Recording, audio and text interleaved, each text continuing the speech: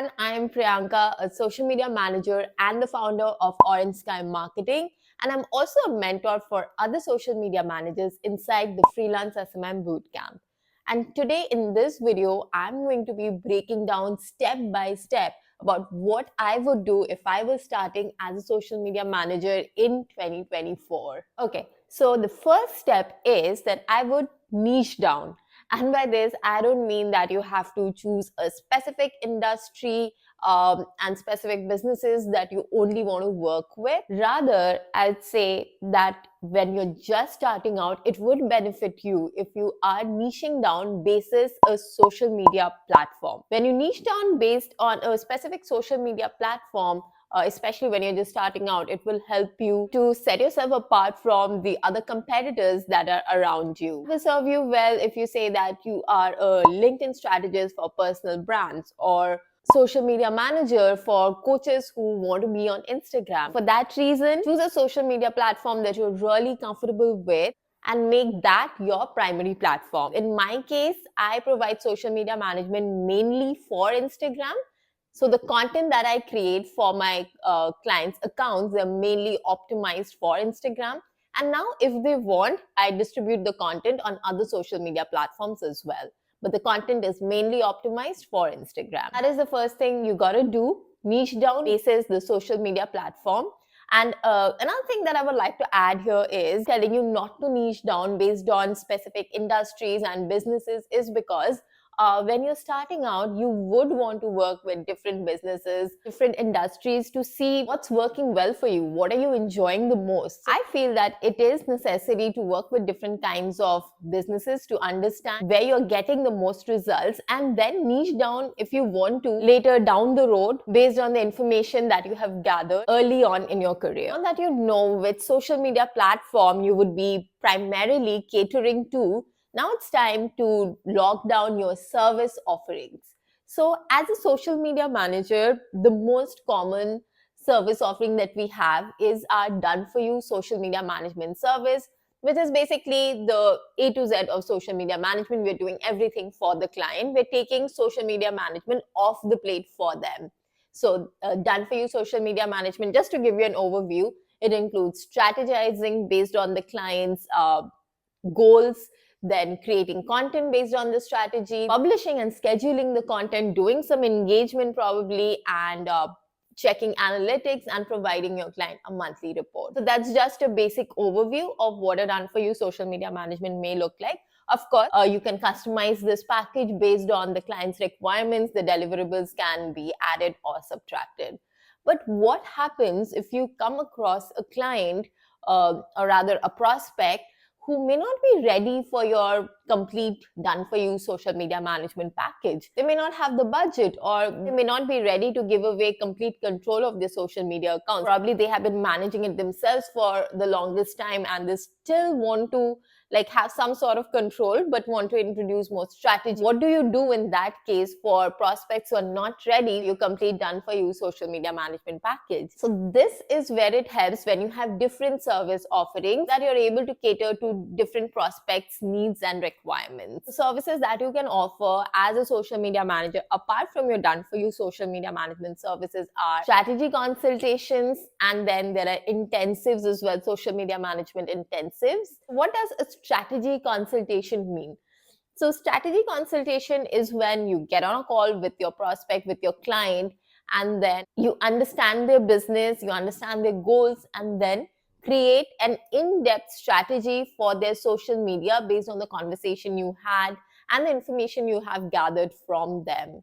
So this involves creating a strategy for their social media content that's going to go out, a strategy for their engagement, what their feed is going to look like. You can also throw in support, email support maybe for the next 1 month.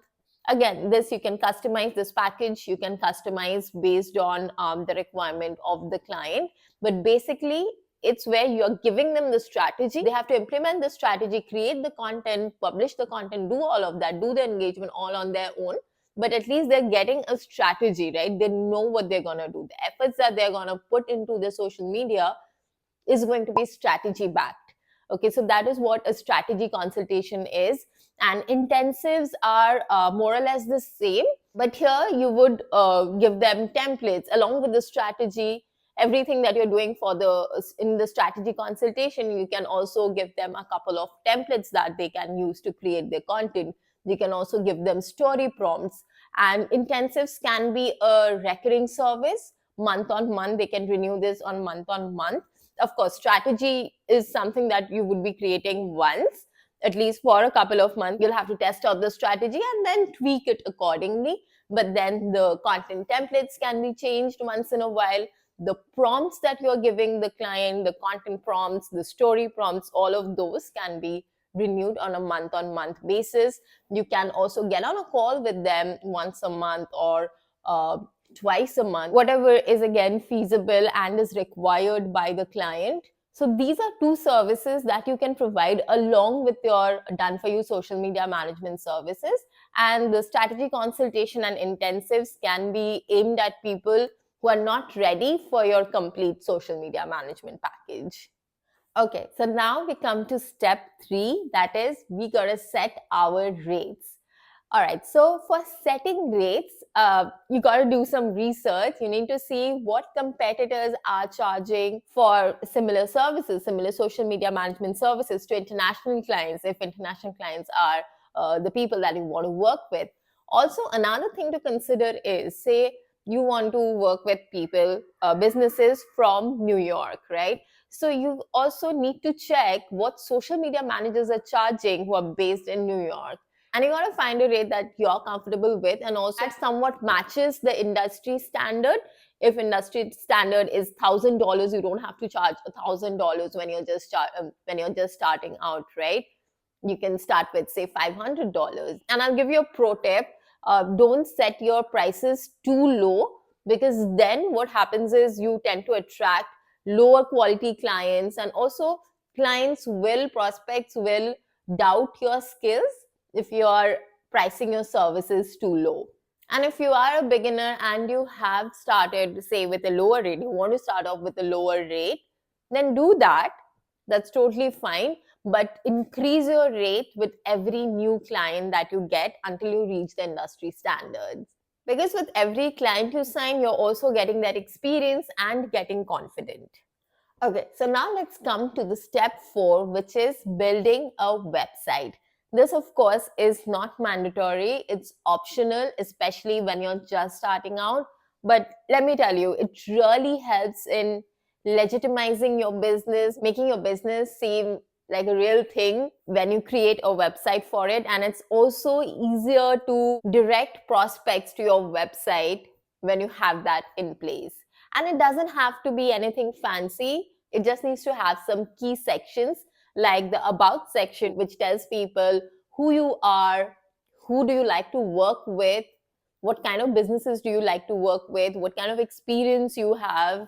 Then you have the service section where you're going to list down the services that you have in mind that we talked about in step 2. List down the services. And when it comes to rate, you can either choose to display the rate or not. It's fine either ways. What I personally like to do is I like to mention that the investment starts at a particular rate. So I'm not attracting the wrong kinds of client completely. So if when they go through my services and see the rate, and if it's totally out of their budget, they won't even contact me. And that's good, right? We're not wasting anybody's time.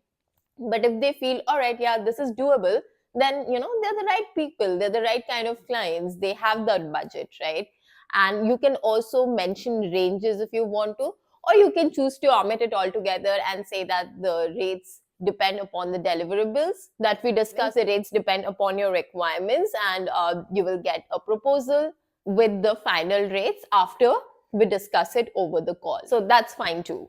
And then there's another section that you must have in a website, which is the contact us section. You must direct your prospects, whoever visits your website, to book a call with you, or get in touch with you somehow. So the best thing to do is allowing them to schedule a call with you.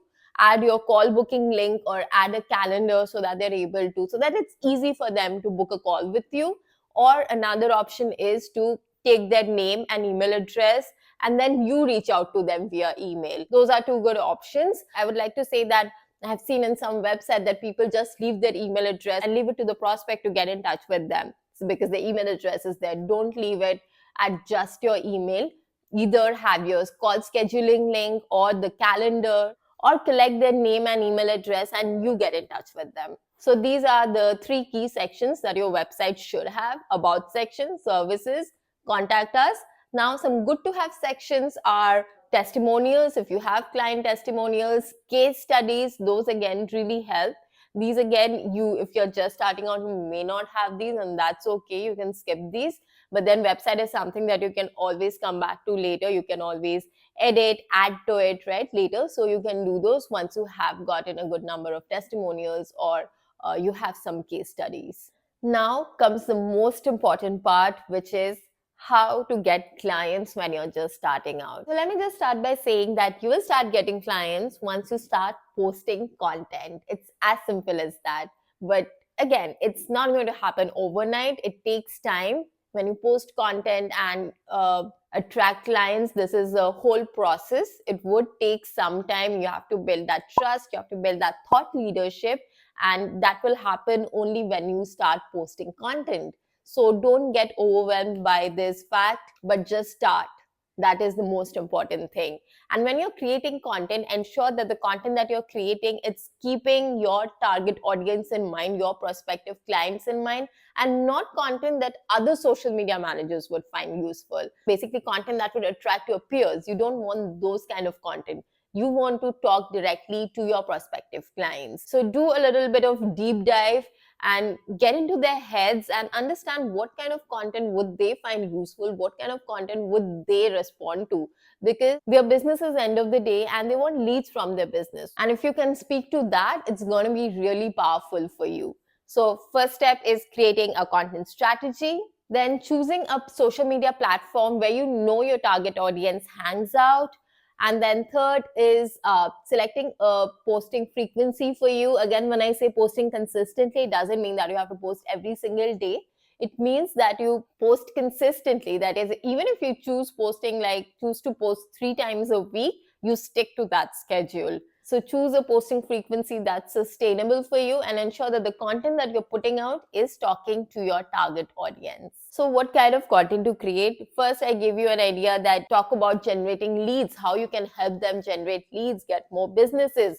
Then apart from that, talk about you. What kind of services you provide? How can they benefit from your service? Show them the possibilities that social media management can have for their business. Tell them about your services, how they can work with you, how they can get in touch with you, what kind of results have you generated in the past, maybe with a past client account or maybe with your own account. Post these types of content consistently, and along with posting consistently, another thing that you need to do consistently is getting in front of your ideal clients, getting in front of your prospects and inviting them into your world. Again, this is something that I discussed in detail in one of my previous videos. I'm going to add the link of that video in the description so you can check that out. But I'll give you a basic idea here, an overview here. It means that just posting content and waiting for them to discover your content and getting in touch with you is not enough.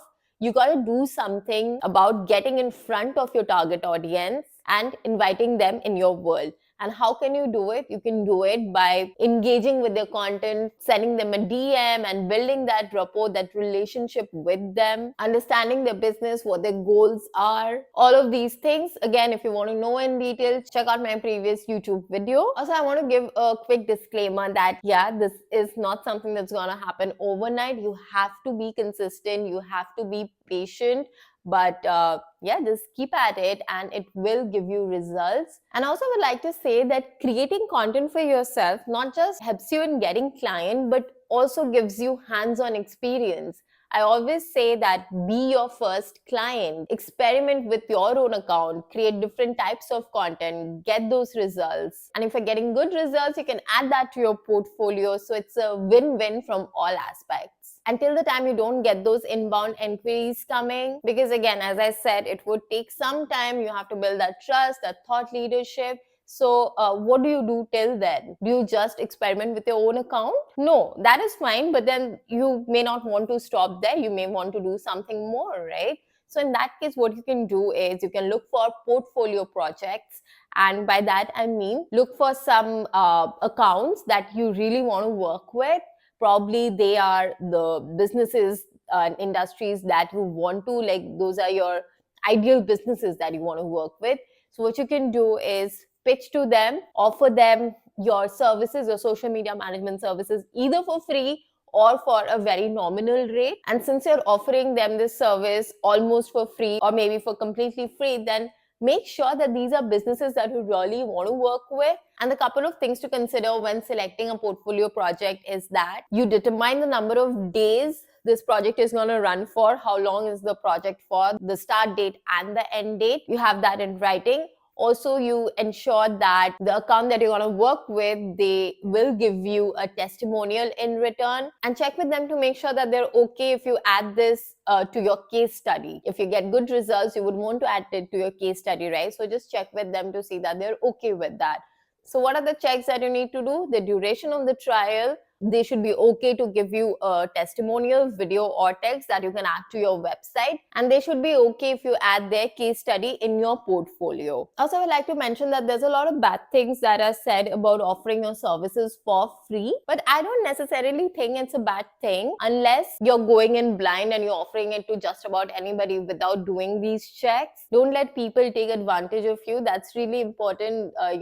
Protect yourself, and you can do that when you have these checks in place, and choose a business that you really want to work with. And when you take on these kind of portfolio projects, it helps in getting that hands-on experience with a client account, and also helps you in building your confidence, along with adding something to your portfolio. The testimonial that you're going to get, that case study that's going to get added to your portfolio, they're valuable, right? It will help you in getting paid clients later down the road. So I don't see anything wrong with it, but I leave you to be the judge of it. These are my suggestions that I had to share, and these are the 5 steps that I'm going to implement if I was starting from scratch in 2024 as a social media manager. Let me know if you have any questions in the comments, and also let me know if you found this helpful. If you did, give it a like and subscribe to my channel for more such videos. And I'll see you in the next video. Bye bye.